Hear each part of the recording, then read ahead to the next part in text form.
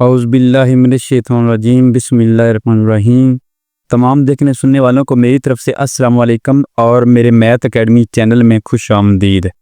अच्छा जी, आज हम करेंगे 9th क्लास की जो न्यू सिलेबस है उसकी मैथ की एक्सरसाइज 1.3 है, इसका क्वेश्चन नंबर 4, 5 और 6। अच्छा जी, क्वेश्चन नंबर जो 4 है एक्सरसाइज 1.3, क्वेश्चन नंबर 4 जो हमारे पास है ये मैंने यहाँ पर लिख रखा है। क्वेश्चन नंबर 4 हमारे पास है find two numbers whose sum is 68 and difference is 22। अच्छा जी, वो क्या कह रहा है? वो कह रहा है कि दो नंबर जो हैं वो फाइंड करें जिनका सम जो है वो 68 है और डिफरेंस मीन के माइनस जो है, इसमें क्या करना, हमने उन नंबर्स को माइनस करना है कि उनको माइनस करने से हमारे पास क्या आ जाए, 22 आ जाए। तो सबसे पहले हम क्या करेंगे, सबसे पहले हम लेट करेंगे, let two numbers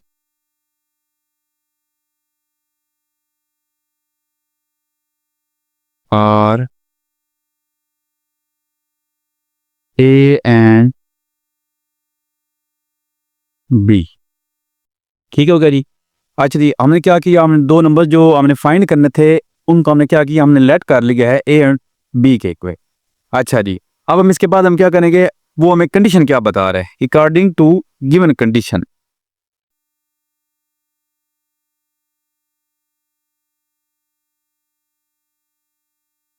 according to the given condition. अच्छा जी, यहाँ पर गिवन कंडीशन हमारे पास क्या है कि जो दो नंबर हमने लेट किए हैं इनका सम जो हमारे पास है वो क्या है, 68 है, यानी कि ए प्लस बी जो है ये हमारे पास क्या है, 68। इसको हम इक्वेशन 1 का नाम दे लेंगे। इसी तरह जो नेक्स्ट कंडीशन है वो भी क्या है, इनका डिफरेंस, इस मीन के ए माइनस बी जो है ये हमारे पास क्या है, 22। इसको हम क्या करते हैं, इसको हम इक्वेशन 2 कर लेते हैं। अच्छा जी, यहाँ पर देखें हमने क्या करना है, हमारे पास इस इक्वेशन को सॉल्व करने के वैसे तो 3 से 4 मेथड मौजूद हैं, लेकिन हम यहाँ पर क्या करेंगे, हम इनमें से किसी एक को इक्वल करेंगे। ए और बी हमारे पास है, यहाँ पर बी प्लस क्या है और इस इक्वेशन में हमारे पास बी जो है वो माइनस का है। तो इस सूरत में हम क्या करेंगे, हम इक्वेशन 1 और 2 को ऐड करेंगे, ऐड इक्वेशन 1 एंड 2। अच्छा जी, हम जब इनको ऐड करेंगे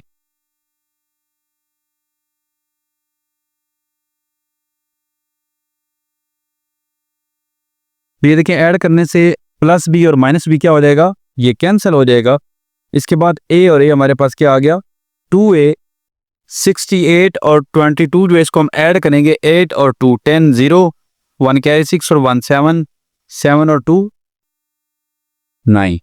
तो ये हमारे पास क्या आ गया, 90 आ गया। ए यहाँ 2 के साथ मल्टीप्लाई हो रहा है तो अदर साइड पे जाकर क्या हो जाएगा, डिवाइड हो जाएगा।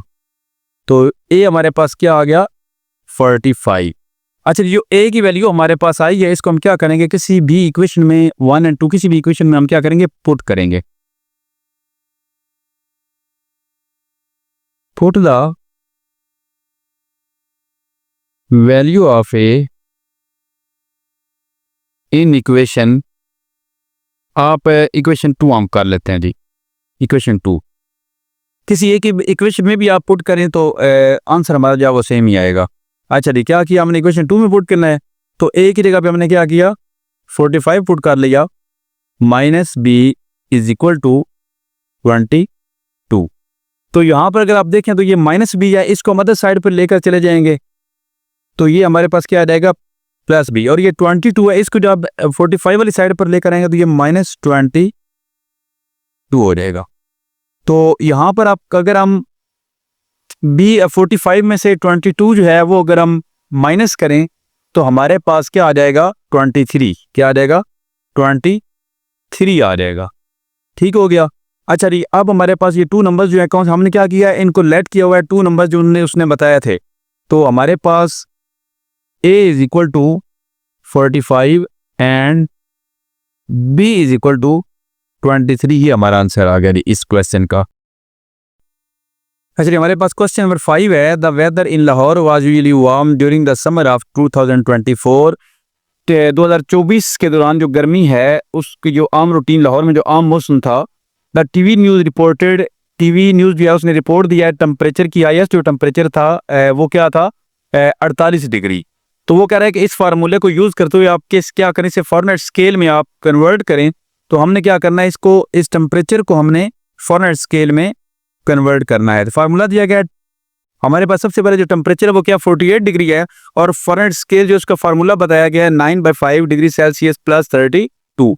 तो उसके बाद हमने क्या किया, डिग्री सेल्सियस जो है उससे हमने उसकी वैल्यू पुट कर दी जो कि 48 हमें दी गई है।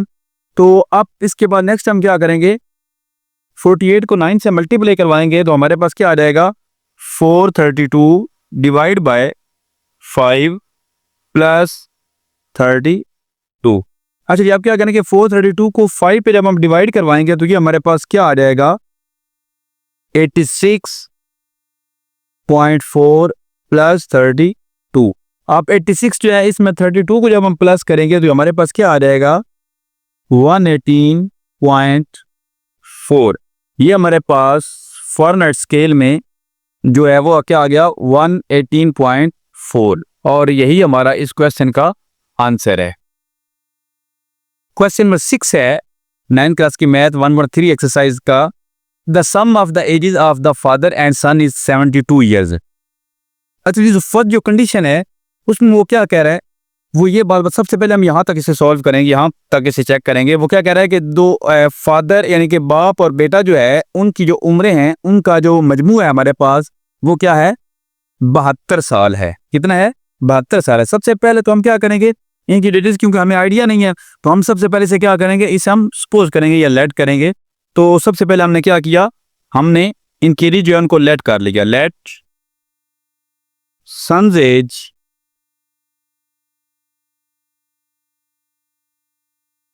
इज इक्वल टू हमारे पास क्या आ गया जी x।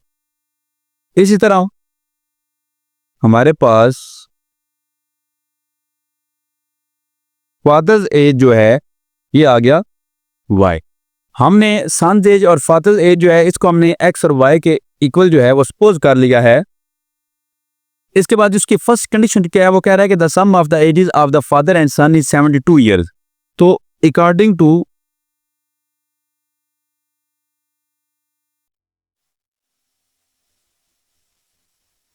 द गिवन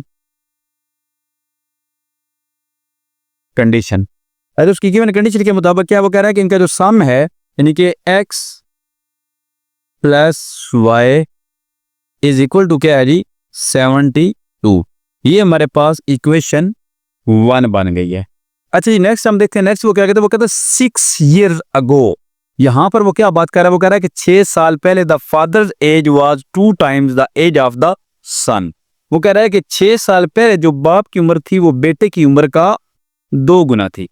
यानी कि अगर फर्ज करें कि अगर अभी बाप की एज जो है वो अगर 30 साल है तो 6 साल पहले मतलब क्या है कि 6 साल पहले इट्स मीन कि 24 साल का जब वो था उस वक्त उसकी जो है ये सपोज किया है, एग्जैक्ट वैल्यू नहीं है। तो इसी तरह क्या करेंगे हम, नेक्स्ट हमारे पास 6 years अगो, नेक्स्ट कंडीशन हमारे पास क्या है जी 6 years अगो। 6 years अगो मतलब 6 साल पहले जो सन्स एज है 6 years अगो यानी 6 साल पहले जो बेटे की उम्र है वो हमारे पास क्या, मैंने सपोज की है बेटे की उम्र को x, तो 6 साल पहले x माइनस 6 यानी x माइनस 6 हमारे पास बेटे की उम्र आ गई। इसी तरह 6 years अगो जो है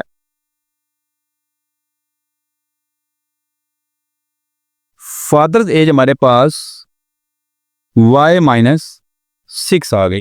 अच्छा जी, इसके बाद उसने कंडीशन इसके लिए क्या बताई है,